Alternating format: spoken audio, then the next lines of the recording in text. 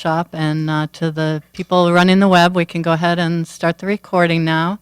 I want to welcome you all to the Proposition 84 Stormwater Grant Program, Round 2 Concept Proposal Applicant Assistant Workshop. So hopefully you're in the right place. Just a couple logistics for those of you who are not from this building. We always have to warn you about our evacuation procedures. In case an alarm goes off, just go out the exit, and across the street to the park is our meeting place. If anybody needs assistance, one of the staff here from DFA will assist you. I think that hopefully you all got copies of the handouts that are in the back of the room and the agenda. And speaking of that, I will go ahead, I think, and do I just down? And bring up the agenda for you. I put on my glasses. I'm Leslie Loudon. I'm the Bond Section Manager in the Division of Financial Assistance here at the State Water Resources Control Board. And I'll go ahead and also introduce my staff in a second. I just want to run over what the format here for our workshop is going to be. We'll start out with a PowerPoint presentation and go through. It's a fairly detailed presentation that's going to walk you through how to apply for this grant program. And then we'll have a question and answer session. We've got hopefully all the people here who can answer your questions, both the technical staff and people from our administrative side. And then we'll be available in breakout sessions to talk individually with you, the folks that are here in the room, about your specific projects, any questions you have. People that are on the web will be able to email in questions to us.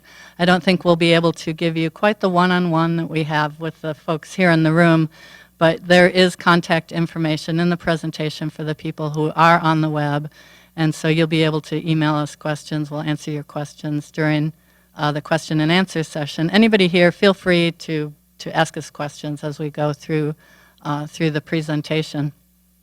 I'm going to go ahead and put up the address for people to email their questions to. It's up on the screen, and hopefully those of you on the web can see it. But the address is dfa_grants@waterboards.ca.gov, and we'll have somebody monitoring that email address throughout the presentation as you send in your questions to us.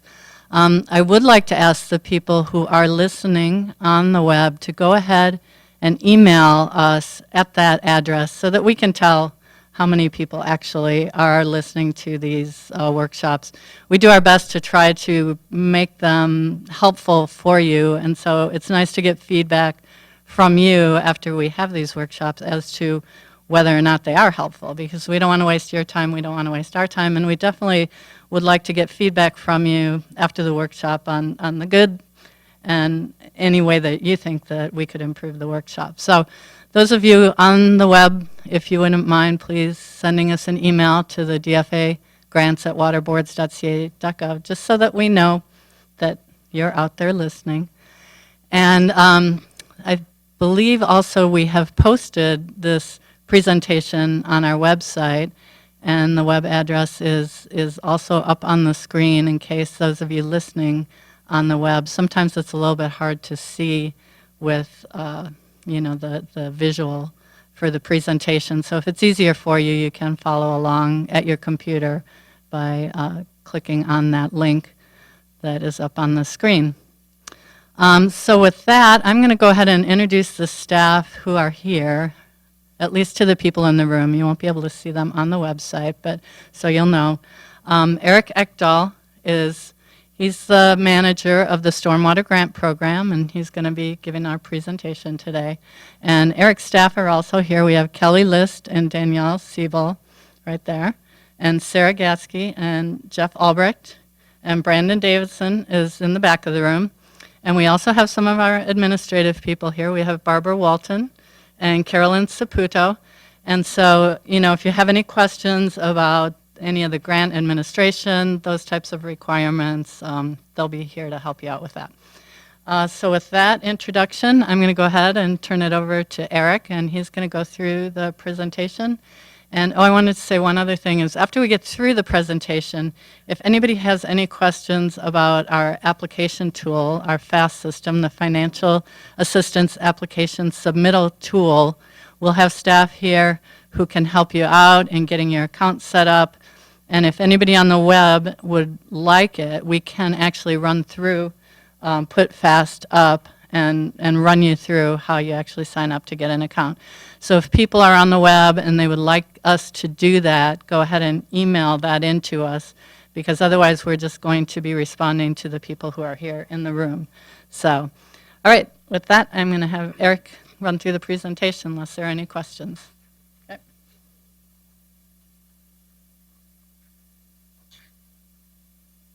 All right, I'm actually going to talk like this, otherwise I'm going to crouch over.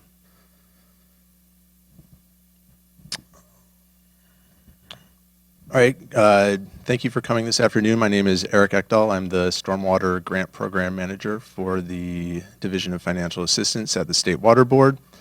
The purpose of today's workshop is to give you some background and insight on the Stormwater Grant Program and the Stormwater Grant application process.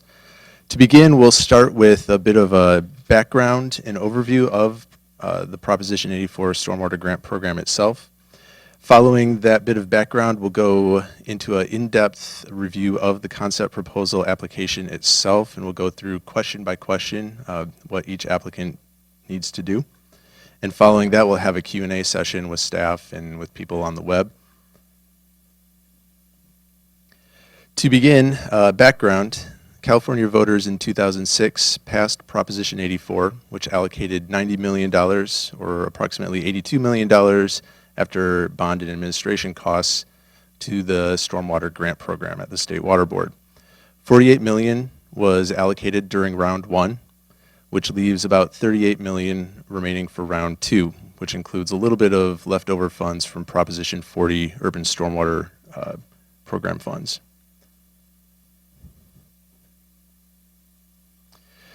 The Stormwater Grant Program guidelines establish the program priorities and the program preferences for the grants.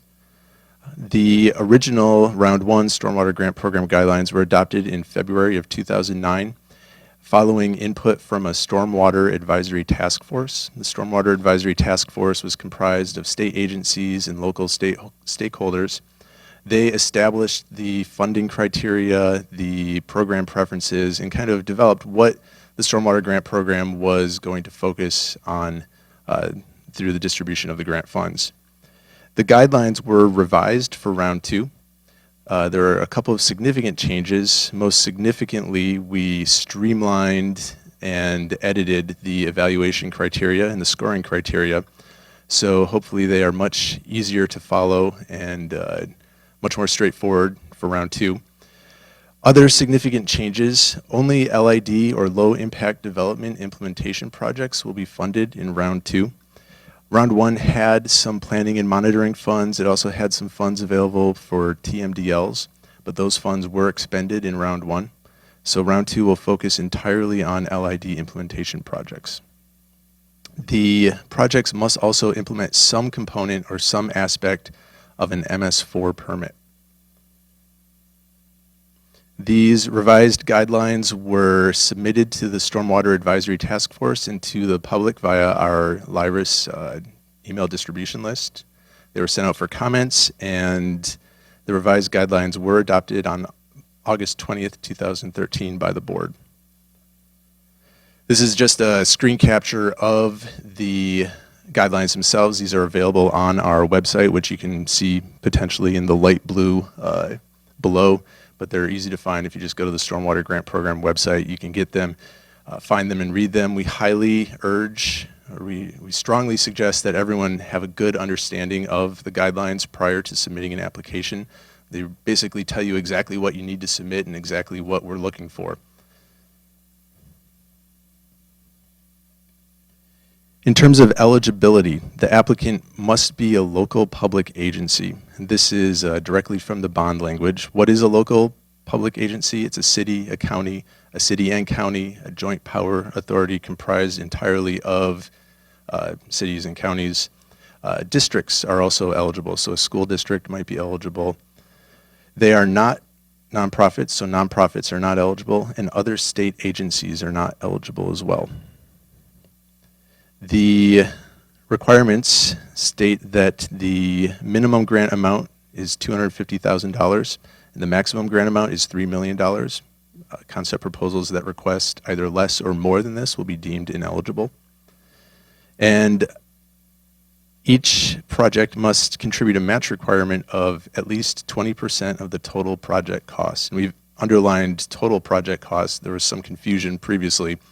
That includes not only the cost of the grant funds itself, but also match runs and other parts of the project that the State Water Board grant is not funding. However, disadvantaged communities can apply for a reduced funding match. So the most disadvantaged and the smallest communities only have a funding match of 5%. In addition, to be eligible, the project must reduce or prevent stormwater contamination of a river, lake, or stream. And again, this is directly from the bond language. What this means is that discharges that go to an ocean, an estuary, or a bay are not eligible. As we mentioned earlier, it must implement some aspect or some requirement of an MS4 permit. And it must also be a low-impact development project. And just as a brief, and it must include some education and outreach component. As a review, eligibility, what is low-impact development? Low-impact development is essentially a stormwater management strategy that seeks to maintain pre-development hydrology for existing new or redevelopment projects. These projects are designed to infiltrate, to store, to evaporate or retain runoff in close proximity to the source water. Examples that we have listed in the guidelines include rain gardens, bioswales, infiltration galleries, permeable pavement, permeable cement, and similar types of projects. The rough timeline or grant event process. We're here today to talk about submitting concept proposals. This would be the first square at the top. After you submit the concept proposal, we'll review it and invite highest scoring concept proposals back to submit full proposals, at which point those full proposals will undergo an additional round of review. We'll select the projects that we would like to fund and submit those to the State Water Board Executive Management for approval. And once that list is approved, it will go up on the internet and we'll begin executing the grants and work on the projects may begin. We have a slightly more detailed timeline. Concept proposals are due October 17th, 2013 at 5 p.m. Late proposals cannot be accepted. The full proposal invitations will likely go out following review sometime in early or mid-December. The full proposal due date would be probably mid-February, and the recommended project list would be presented to executive management in April or May of 2014, although these dates are subject to some slight variation. Okay, so that's the background on Proposition 84 and the development of the guidelines up to now. Now we're going to spend kind of the bulk of the rest of the presentation going through the content of the guidelines and the content of the application.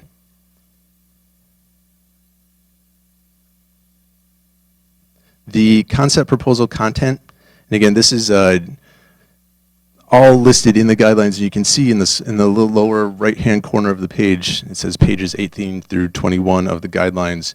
You can follow along directly in the guidelines if you want to, and we can go through point by point that way for those following along. The focus on the program, the concept proposal content must focus on the program priorities identified in the guidelines. So what we said earlier, the MS4 permit, low impact development, preventing stormwater contamination of a lake, river, or stream. The application questions and scoring criteria are provided in Appendix B of the guideline, pages 18 through 21. There are 4 required sections for the concept proposal. Section A is basic program selection and general FAST information. We're going to go through each one of these points in a few slides. So I'll just list them here quickly. Section B is background information. Section C is the bulk or the meat of the concept proposal questions. And Section D are the attachments. So first, what's in Section A? The program selection and general FAST information questions 1 through A, or A1 through A7, are listed in Appendix B of the guidelines. These include just really basic background information. What is the title of your project? What's a 1 or 2 sentence description of the project? What are your details? So who would be the project director? Who would be the grant contact? What's the total project cost and the total grant funds that you are requesting? Where will the project be located? What legislative districts will the project be located in? And a few other bits of information. This information will be edited or entered directly in the FAST application through drop-down boxes and through fill-in-the-blank text boxes, and it's a relatively straightforward portion of the application. The background information is located in Section B. There's 5 questions. They ask the applicant's organization type, essentially asking what kind of local public agency the applicant is. It asks whether or not the applicant is a disadvantaged community or whether the applicant serves part of a disadvantaged community. It also asks if the applicant is an urban water supplier, and if you are, whether you are compliant with AB 1420, which essentially requires that you have certain plans up to date and submitted with DWR or the appropriate agencies. It asks about the status of other State Water Board grants, particularly whether or not you've ever had one revoked or withdrawn, or if you're in breach of agreement. Basically, we're checking to make sure that we don't give bad players more money. And are there any current legal challenges to state or regional board actions? Essentially, we want to make sure that the grant funds won't be used to help sue us later on. Again, those are kind of basic background type questions. You enter them in FAST. It's very straightforward and very quick.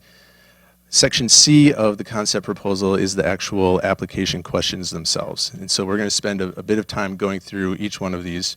There are a couple of different sections, and we'll go through the individual questions in each section in a few subsequent slides. But first, just a general overview of how these questions are structured. There's a work plan limited to 2 pages that should basically describe the problem and source identification, as well as the technical basis for the approach of the project. What are you going to do? Why are you going to do it? How is it going to improve or benefit water quality? There should be a budget, which includes an Excel table. We have a template Excel table available on our Stormwater Grant Program website. You can cut and paste this directly into a Word document or whatever you need to do. And then a 1-page narrative justifying the costs shown in that summary budget. A 1-page project schedule. 1 or 2-page memo on project effectiveness, essentially detailing how you're going to monitor and assess the effectiveness of your project. A section on multiple benefits. Let's go back. And a section on multiple benefits. So again, these are 5 basic components, and we're going to go through each one of these components next, starting with the work plan. I do want to note that for those who have applied for round 1 funding, you might note that we've really limited the space for some of these sections. For example, the work plan is limited to only 2 pages. The budget is limited to 1 page and the schedule to 1 page. This is going to require the applicant to be concise and clear and get directly to the point. But it's also going to be more reflective of a true concept level proposal as opposed to a mini full proposal. And so we're hoping that this will give a lot of opportunities for people to get their foot in the door and enter a true concept and develop that as things go forward through time. All right, so to go through each one of those sections, we'll begin with the work plan. The work plan is an attachment that describes how the project meets the eligible project types outlined in Part E of the guidelines. What are the goals and objectives? What are the project components? Each work plan should have a very clearly stated goal towards the top of the document. What is your goal? What are you trying to do? And then the rest of the work plan should justify why you're trying to do it. It should identify the work tasks to be completed. It should identify how the project will be sustained over the lifetime of the project is 20 years, but also how it will lead to sustained water quality over that time period. What are the anticipated deliverables? What will you submit to the State Water Board as part of the grant process? Maps showing the location of the project and the surrounding environment. We like maps, and so we've decided that maps won't count towards the overall page limit. So the more maps, the better, as long as they're useful. There is a limit, I guess. What are the impaired waters that you're going to be addressing? I do want to offer a point of clarification here. I've gotten a couple of phone calls over the last few days regarding what's meant by an impaired water and whether or not it had to be a 303D listed water. And the answer is no, it does not need to be a 303D listed water. What we're referring to there is what is the water quality issue that's being impacted? What is the beneficial use that's being impaired through stormwater contamination? So it does not need to be a TMDL segmented river. It does not need to be 303D listed. The work plan should also describe the project timing and phasing. When will things happen? What are the steps leading up to each individual component? And as mentioned earlier, what is the water quality problem to be addressed? Finally, do you have technical basis in supporting documentation that supports your water quality problem, that supports the approach that you're using, and how that approach will benefit overall water quality through time? The budget should contain costs to complete all known work tasks. It should contain a written narrative that justifies those costs. So how did you come up with the cost estimates that you included in the budget? Did you contact a contractor? Are they guesses? Something that helps justify what you've used in that budget template.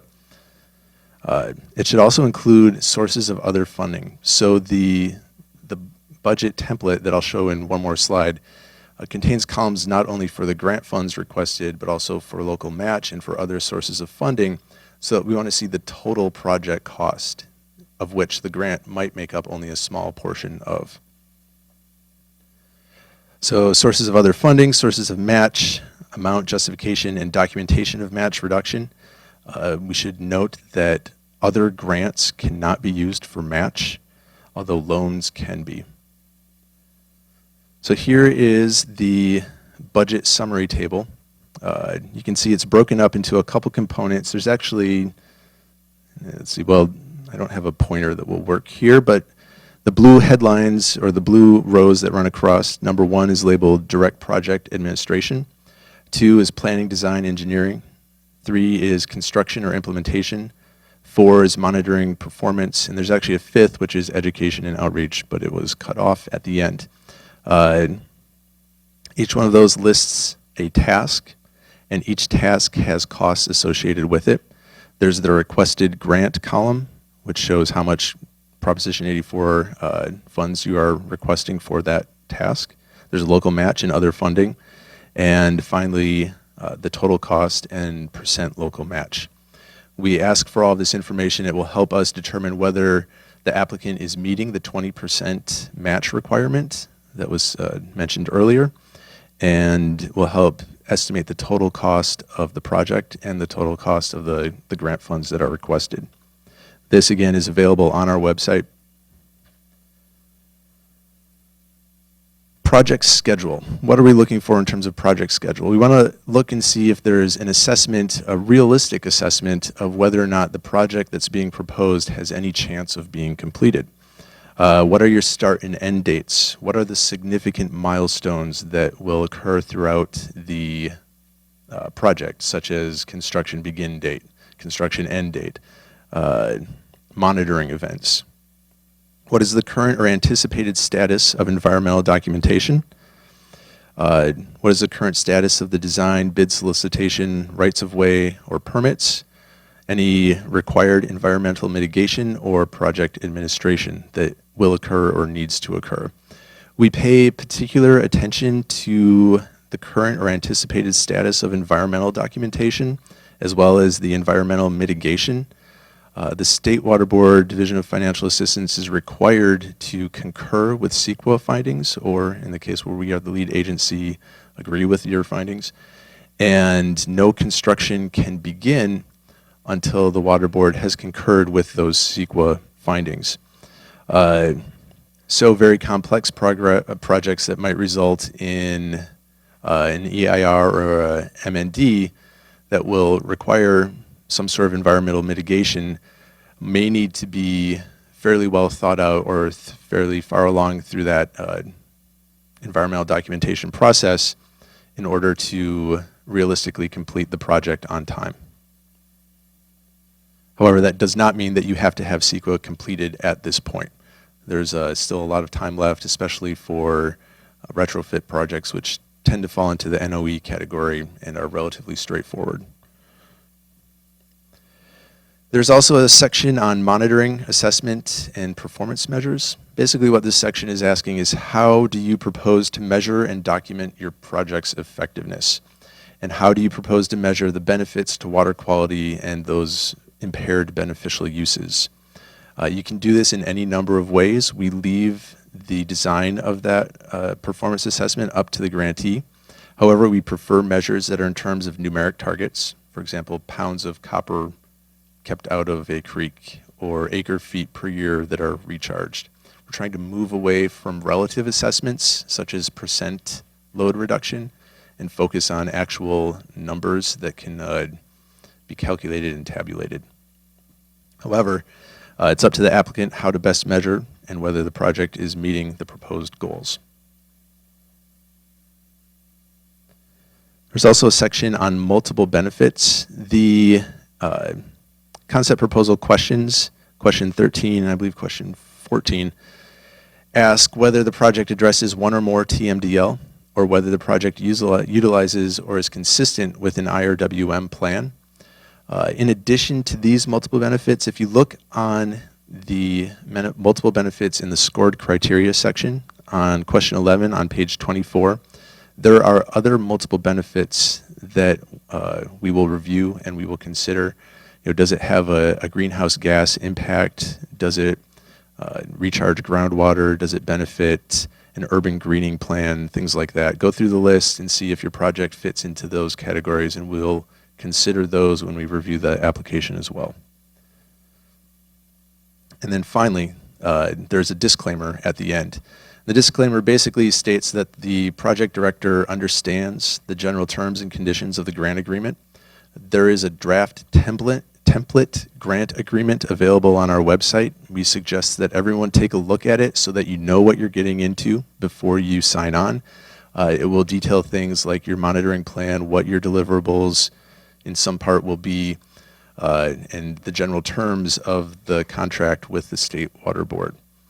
In addition, all applications through FAST become public once they are submitted.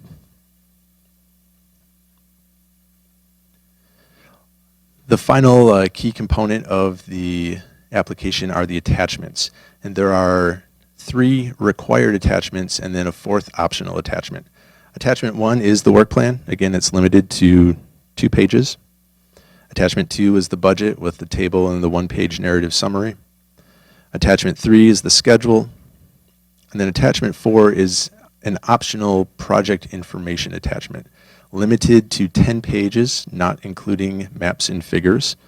This is your opportunity to show us information from technical background studies, geotechnical reports, investigations, surveys, things that will bolster the scientific argument for your proposed project.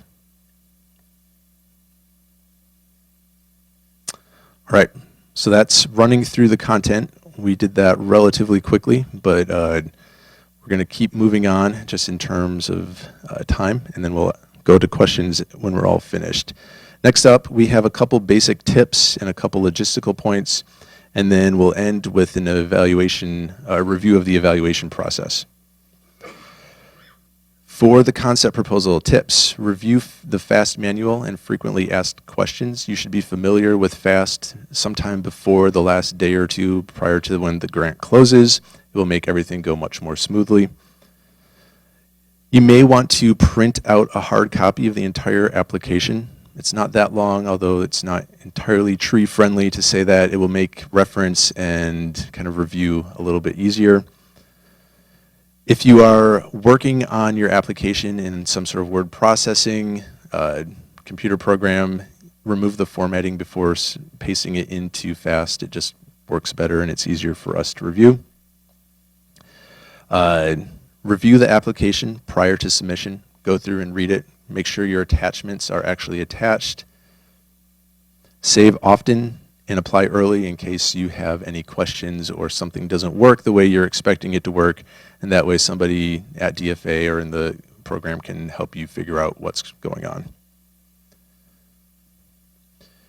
on. Be sure your attachments are labeled and that you've used the appropriate drop-down menu. Make sure they're actually there. We've had a couple cases where people have said attachment attached and there's no attachment. Logistics. These are pretty straightforward. All concept proposals will be submitted via the Financial Assistance Application Submittal Tool, or FAST. The URL is located there. All applications are due by 5 p.m. on October 17th, 2013. And because of how FAST works, we cannot accept a late proposal. It closes automatically, and that's it. So, like we said, submit early, and if you need help, please contact us. So the next couple of slides, we'll talk about the evaluation process. What happens after you've submitted your concept proposal? What are the next steps? We go through a 4-point evaluation process, and we'll talk about each one of these in a few subsequent slides. First, we do an eligibility review. Is the project complete? Is it eligible? And that's essentially a pass-fail. The ones that pass will be reviewed further, and the ones that fail will not. Then we review the content. That content is scored and ranked. The highest ranked proposals will be invited to submit a full proposal sometime in December. The eligibility review, and this is all on page 22 of the guidelines, so it's all straightforward, and you should read the scoring criteria before submitting your application to be sure that the application does meet all of these eligibility requirements. Is the application complete? Are the general FAST informations and questions answered? Is the applicant eligible? And primarily what we're looking at also is, does the project implement some sort of LID implementation project? Does the project implement some aspect of an MS4 permit? And how does the project prevent or reduce contamination from stormwater to lakes, rivers, or streams? There's a list of scored criteria. The scoring criteria, again, is available on page 23 and 24 of the guidelines. We're looking at a couple of key aspects, basically how well the project or work plan is consistent with the Stormwater Grant Program requirements, and those requirements are listed earlier in the guidelines. How well the project supports and sustains long-term water quality improvements. How well the work plan describes the site and the current conditions, why you're doing the project, why it's needed. How well the work plan identifies benefits to impaired water or beneficial uses of those water. How well the work plan clearly describes how implementation of an LID practice will address the described water quality problem and justifies the effectiveness of that LID. The work plan should also support the technical approach described by the proposal, although some of this information may also be available in that attachment 4, which is technical background information. In addition, we're also looking at those other questions in the concept proposal: the budget, the schedule, the monitoring and assessment, and the multiple benefits. We're looking at the project and determining whether or not it has a reasonable budget. Are the costs inflated, in our opinion, or are they too low? Is the schedule reasonable? Is this something that's actually going to get done?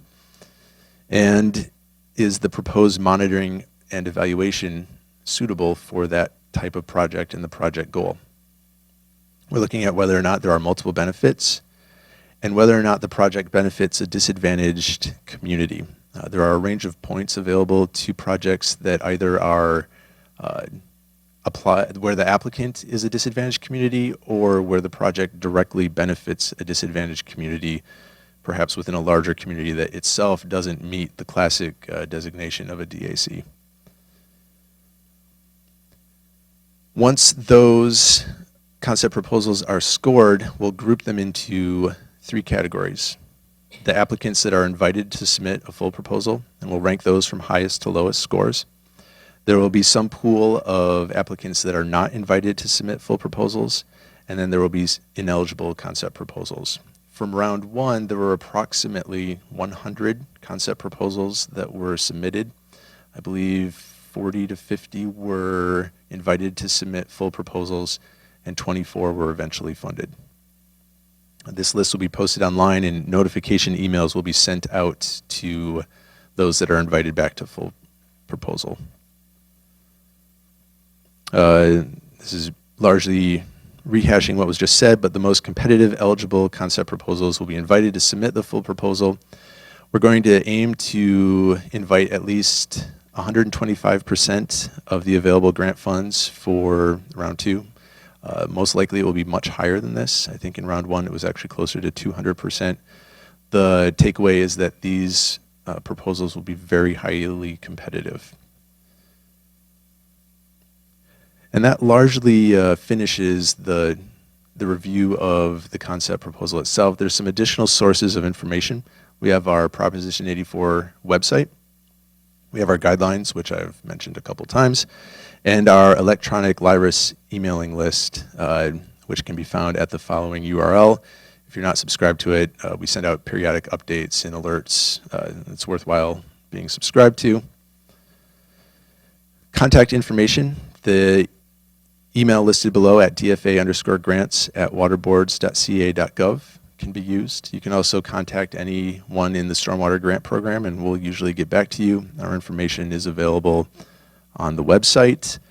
And project-specific questions can also be addressed to the Regional Board grant contacts. A list of contacts is available again on our website.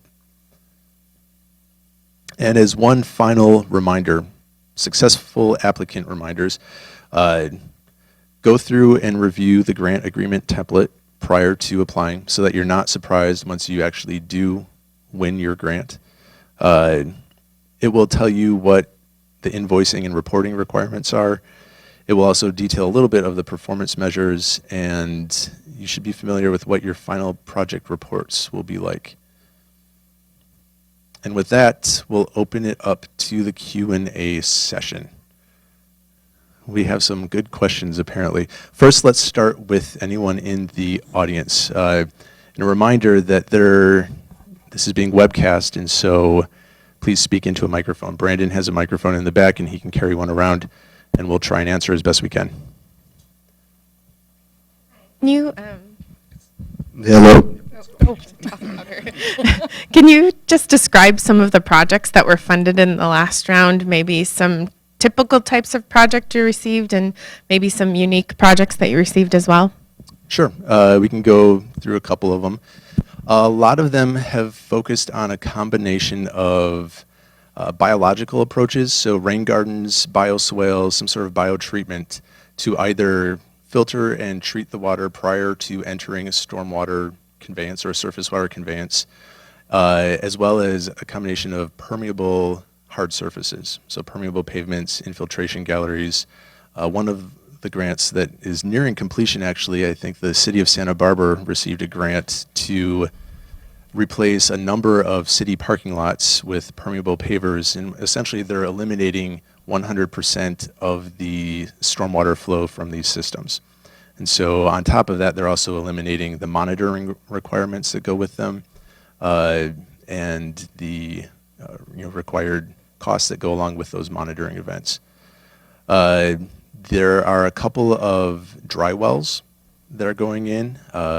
There's a number of alley retrofits. The city of Fort Bragg is retrofitting a number of alleys that are essentially crumbled and decomposed asphalt at this point. They're going to regrade them, put an infiltration gallery through the center, collect the rainwater that falls on the alleys and off some of the roofs and the nearby houses, and infiltrate that directly into the ground and keep it out of the creeks. And that kind of describes most of them. I think the most unusual one we got was the green roof. We only got one of those. Green roofs are very expensive, and so they might not work in many or all cases. Does that give a rough, okay. Anyone else in the audience here?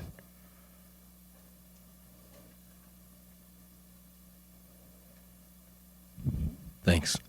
On your timeline, you mentioned there would be a list generated. How long after that list is generated, if you're on that list, do you have to actually expend the funds or complete your project? Well, first you have to go through a couple of other steps, and it depends on what list you're talking about. But if you're referring to the list of the approved projects, the timeline given to us is largely driven by the appropriation of bond funds by the legislature.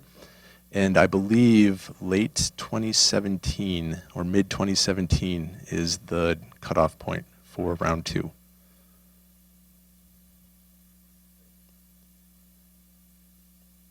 Are there any other questions in the audience? Okay, next we'll go to online. Online, okay. So we have somebody who has submitted a proposal for a different grant fund that has not been reviewed or approved yet, and they would like to know if it's appropriate for them to submit the same project to our grant funding sources if it meets our guidelines for both the stormwater and urban greening grant programs. It is duplicative, but it is allowed. Right. If they are funded through the other one, they have to notify us, and we're not going to fund them for it as well. They'd have to withdraw their project. Okay. We had one concerning an update, clarification on the MS4. It says that this is for BART. They have just recently become subject to MS4 requirements and is a non-traditional permittee. The MS4 permit has specific requirements in the initial years of compliance. Is it applicable to use the grant funds to support general MS4 compliance requirements combined with LID projects? I think the answer is yes. I mean, without knowing exactly what the project is going to be, but we were encouraging people to be creative in how they approach that requirement. So how they're addressing the MS4 aspect, it has to be addressed through LID in some manner. And so if the MS4 is forcing a permittee down a compliance route, if that's something that can be addressed using an LID, so maybe you can prevent stormwater contamination by putting in a bioswale or permeable pavement somewhere, that does contribute towards compliance with your MS4 permit. Okay, so now, sorry, we had a few come in. So a school district is awarding, if the school district was awarded a grant through this program, would they be disqualified if they had to enter into a contract for the stormwater project prior to August 20th, 2013, but had not yet performed the work? This is a 3-part question, so I'll let you answer that first part. I don't think they would be disqualified, but they could use some of that existing fund that would count towards the match, if I got the date right. Well, I think it's saying prior to August 20th. Oh, so the match funds can go back as far as when the guidelines were adopted. And so any funds expended prior to August 20th, 2013 would not be eligible. Right.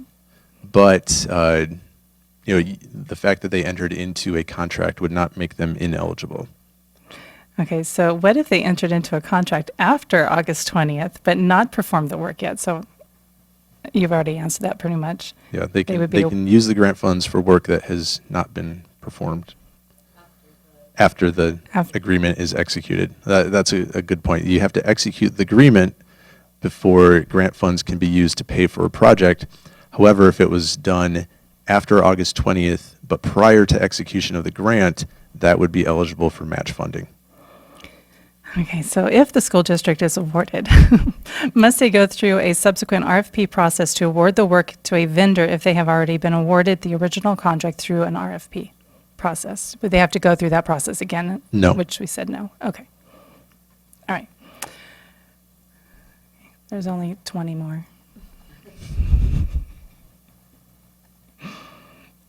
I just have to find them. Hang on. Okay, this one you've already answered, but I'll just read it. The planning stage, is that a potential project? Does that qualify for the grant if using planning? So can they get planning money? Yes, they can. If so, can the planning start prior to the grant awarding or after, which I did reply what you just stated, that if it's work completed after August 20th, but before the execution of the grant agreement, that would be matching funds, but can only be reimbursed after the execution of the grant. So. Okay. So I think you already answered that one. There's another MS4 permit question. Just for clarification purposes, the only projects you will fund in round 2 will be those that implement an existing phase 1 or 2 MS4 permit with wildland, rural area, or watershed level stormwater pollution prevention projects or other projects that are not related to an existing municipal stormwater permit be funded even if the project benefits municipal surface water supplies. No, they would not be funded because they do not implement an MS4. Okay. Okay. Does removing concrete from an existing stream channel and replacing it with natural vegetation count as LID in and of itself? In my interpretation, streamline restoration would not qualify as an LID project because you're not actually capturing the stormwater prior to a surface water conveyance. Yeah. Okay. And will those that have not been denied concept proposals, will they receive notification via email as well? Yes. And if everyone so, who the submits, it will be at the same time that we send out the full proposal notifications. I know, I've got some. Okay.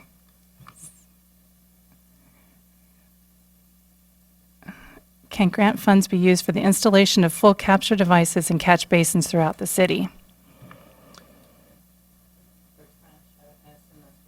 If it's for trash, then no, because that's not an LID approach. It's not focusing on capturing stormwater. It's focusing on trash. And can grant funds be used to purchase rain barrels for cities, residents, and local businesses to divert to stormwater? Yes, they may. In fact, we do have at least one proposal that is using stormwater grant program funds in round 1 to fund rain barrels and cisterns. So that would be an eligible cost. Okay. Can you please give some examples of LID projects that implement some aspect of an MS4 program? There are 2 examples that we typically refer to. One is post-construction requirements, which are required by all MS4s, and those post-construction requirements basically mandate that the way that they manage stormwater is through an LID type of project. There are other acceptable ways to manage it as well, and that's a rather complicated determination on how you get to manage that stormwater, but one of the options is to use LID. So if you build something, whether it's a new development, whether it's retrofitting an existing street or city block or city-owned property, part of that retrofit or part of that construction is determining what you do with the stormwater. And one approach is to use an LID approach. You can use permeable pavement, you can use bioswales, things like that. We would consider that part of your MS4 compliance. Another option, let's say that you have some sort of mechanical yard where you're storing buses or other city-owned equipment. Part of the MS4 permit requires the city to go out and identify hotspots and identify potential sources of contaminant load. And let's say you identify that machinery yard as a source. One approach is to directly attack that problem head on rather than waiting 5 years or however many years the MS4 permit gives you to address that issue.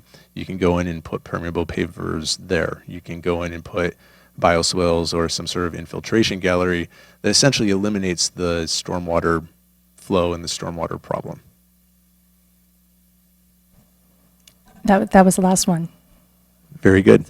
So we'll give a couple seconds for any last minute email questions, and I'll ask one more time if there are any further questions from the audience.